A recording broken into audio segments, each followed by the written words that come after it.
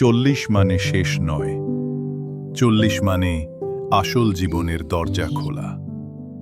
অনেকেই ভাবে 40-এ জীবন থেমে যায়, কিন্তু মনোবিজ্ঞানী কার্ল ইয়ং বলেছিলেন উল্টো কথা। 40 কোনো সূর্যাস্ত নয়, এটি সূর্যোদয়। পৃথিবী আপনাকে বোঝাতে চায় 40-এর পর সব ধীরে আসে, সেরা দিনগুলো পেছনে রয়ে গেছে। কিন্তু ইয়ং বলেছিলেন এর আগের সব ছিল এক খসড়া, আসল গল্পের প্রস্তাবনা।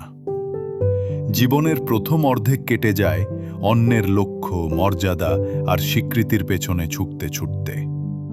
কিন্তু 40-এ এসে মুখোশগুলো খসে পড়ে, ভেতরের সত্যিকারের আপনি প্রকাশ পেতে শুরু করে। এটা কোনো সংকট নয়, এটা এক জাগরণ। এখন সময় গভীরতার, গতির নয়। এখন বাঁচতে হবে বাঁচার জন্য, চেকলিস্টের জন্য নয়, আত্মার জন্য। কার্ল ইয়ং জানতেন আত্মা কখনো বুড়ো হয় না, শুধু অপেক্ষা করে সঠিক মুহূর্তের। 40 কোনো শেষ রেখা নয়, বরং সচেতন জীবনের সূচনা।